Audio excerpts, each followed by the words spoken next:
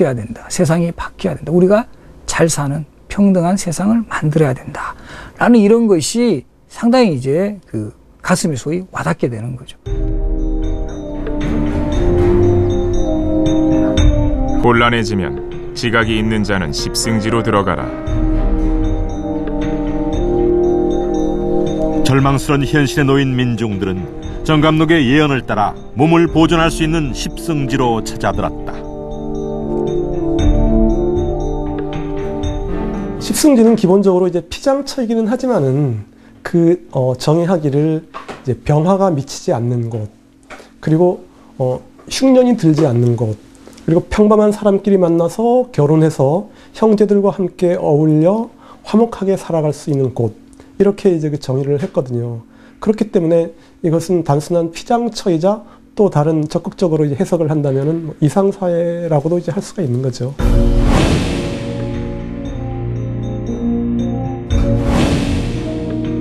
정감독은 전혀 새로운 이상사회의 출현을 말하고 있다. 반상무서, 예멸사진연후, 세사가초이라는 표현이 있습니다. 그러니까 양반과 상놈의 구별이 없어지고 조선의 예법이죠. 예법이 다 사라진 다음에야 세상 일이 어떻게 될 것인가. 이것은 결국 정감독이 지향하는 세상은 성리학 이후의 세계임을 상징하는 것이라고 말하겠습니다. 하늘의 뜻과 산천의 기운으로 무능하고 부조리한 세상은 사라지고 가난하고 억압받는 백성이 주인이 되는 세상. 삶에 지친 민중들은 정감독에서 내일의 희망을 발견했다.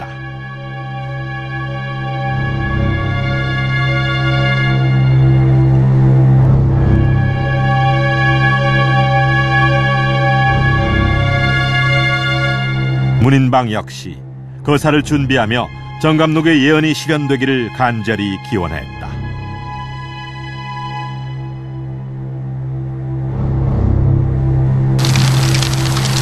그러나 거사는 끝내 실패하고 만다. 함께 거사를 모의했던 박서집의 밀고로 병력을 일으켜보지도 못한 채 붙잡히고 만다. 문인방은 자신이 주모자임을 숨기지 않았다. 정감독과 함께 이루고 싶었던 꿈을 이실직고 한다.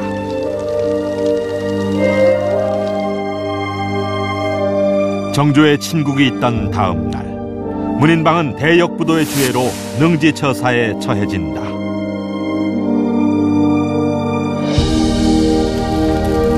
사실상 조선 왕조와 성리학의 승리였다.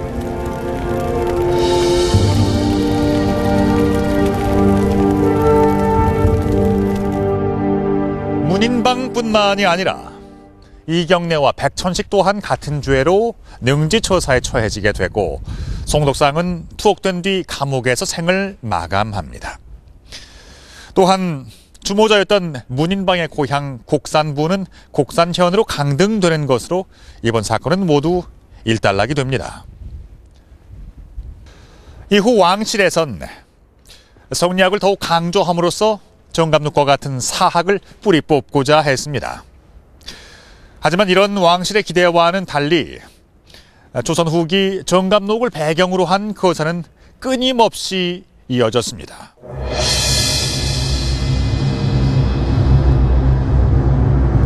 (1811년) 평안도 평소대원수 홍경래 경문과 함께 시작된 민중봉기. 홍경래는 자신의 경문에 정감독의 정시 진인서를 그대로 가져와 사용했다.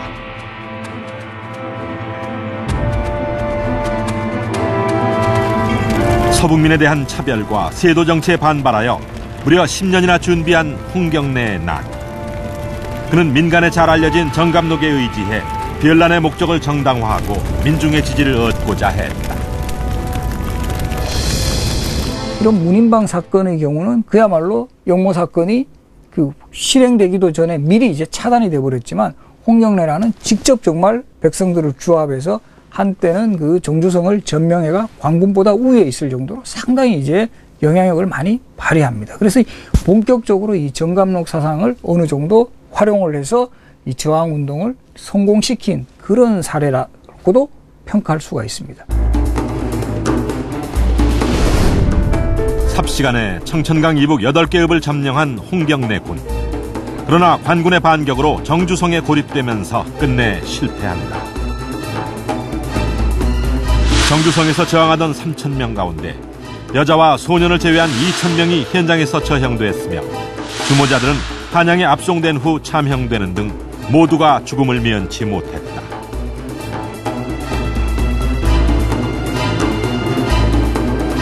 그러나 조선 왕조의 강력한 대응에도 불구하고 변란과 민중운동은 끊이지 않았고 그때마다 정감록은 하나의 사상체계로서 등장했다.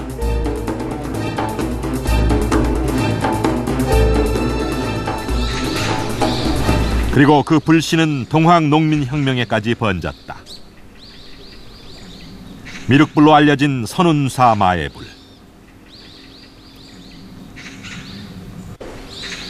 이 미륵불 배꼽엔 세상을 뒤집을 수 있는 비결이 감춰져 있다고 전해 내려왔다. 19세기 동학의 접주 손화중이 이 비결을 탈취하면서 동학은 빠르게 세력을 확장했다고 한다. 경상도의 최재우에 의해서 경상도에서 발원했던 그 동학이 그때까지만 하더라도 안으로 숨어들면서 포교가 되던 시대였는데 이 미륵비기를 탈취하고 그 이후에 소문이 퍼지면서부터서는 말하자면 세상 밖으로 나오는 이런 계기가 되고 그것이 확산이 되는 큰 중요한 시점이 됐을 것으로는 봅니다.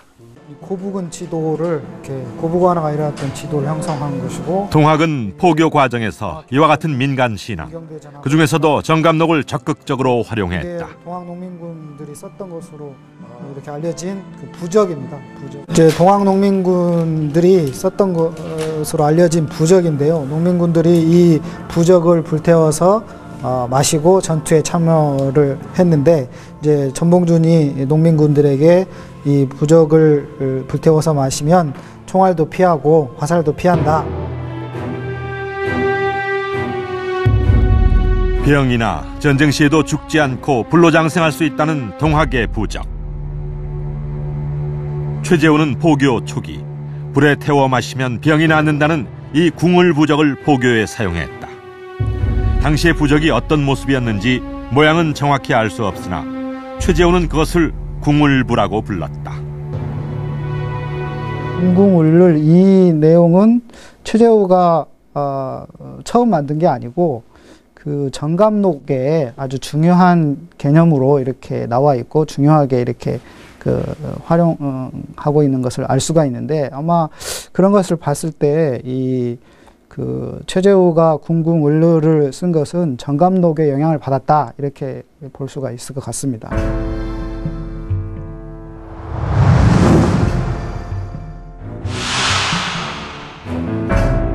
최재우를 신문한 공초에 나와 있는 궁궁부적은 정감록이 예언하고 있는 최고의 피장처인 궁궁에서 따온 것이었다.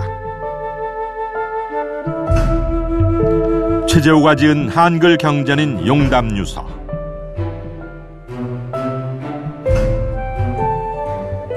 이 책이 전하는 동학의 후천개벽의 세계도 정감록 사상과 닮았다. 부하고 귀한 사람 이전 시절 빈천이요 빈하고 천한 사람 오는 시절 북이로세. 새로운 세상을 모든 사람들이 갈망하고 있구나. 그래서 그런 정감록에 들어있는 새로운 세상을 향한 어떤 그 갈망 이런 것들을 이제 좀 더 철학화하고 체계화하고 또 이론화하고 그렇게 해서 이제 만든 사상이 1860년에 등장하는 동학이고 그런 이제 동학에 그동안에 민중들도 관심을 가졌지만은 이게 좀 더 이제 철학적으로 등장하기 때문에 일부 진보적인 이제 양반들, 지식인들도 관심 갖게 되면서 1894년에 어떤 동학혁명이 분위기가 형성돼 가는 것이 아닐까 이렇게 생각이 되어집니다.